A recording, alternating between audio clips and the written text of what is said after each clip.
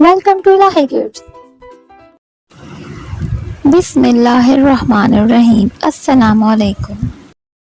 آج کی ویڈیو میں ہم اللہ کے محبوب حضرت محمد مصطفیٰ صلی اللہ علیہ وآلہ وسلم کی زندگی کی محبوب ترین شخصیت اور بیوی حضرت خدیجہ الکبریٰ کا واقعہ بیان کریں گے۔ حضرت خدیجہ الکبریٰ جو کہ ملکۃ العرب، طاہرہ اور صدیقہ کے نام سے جانی جاتی تھیں، ہمیشہ سے مواحد، اور لیکن جب رسول خدا صلی اللہ علیہ وآلہ وسلم نے پہلی وحی کا ذکر کیا، آپ نے سب سے پہلے اسلام کا اظہار کیا۔ حضرت خدیجہ الکبریٰ نے اللہ اور اس کے رسول کی محبت میں اپنی تمام تر دولت کو خدا کی راہ میں قربان کر دیا، اور جب جناب رسول خدا صلی اللہ علیہ وآلہ وسلم وقت آخر حضرت خدیجہ الکبریٰ کے پاس پہنچے تو جناب خدیجہ الکبریٰ ام المومنین نے ارشاد فرمایا، یا رسول اللہ، میں شرمندہ ہوں کہ زندگی میں آپ کا حق ادا نہ کر سکی۔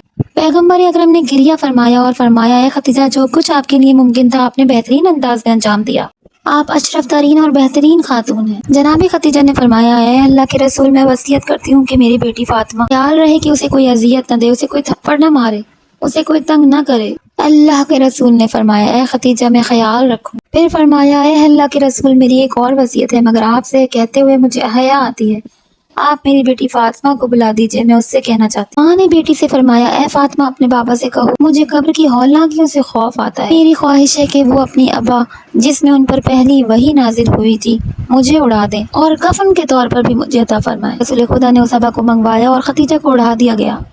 10 رمضان المبارک کو جناب خدیجہ الکبریٰ اس دنیا سے انتقال کر گئیں تاکہ جناب جبرائیل امین تشریف لائے۔ اے اللہ کے رسول، آپ کی زوجہ خدیجہ الکبریٰ کو اس عالم میں کوئی مشکل نہیں ہے، اور اللہ نے آپ کی اس بیوی کو اس طرح انتخاب فرمایا ہے کہ کفن کے طور پر جنت کے کپڑے بھیجے ہیں۔ اس عالم میں حضرت رسول خدا صلی اللہ علیہ وآلہ وسلم نے گریہ فرمایا اور فرمایا کہ یہ سال عام الحزن ہے کہ میں سال بھر غم مناؤں گا۔ اسی طرح کی اسلامی اور تعلیمی معلوماتی ویڈیوز دیکھنے کے لیے دیکھتے رہیے الہی کڈس۔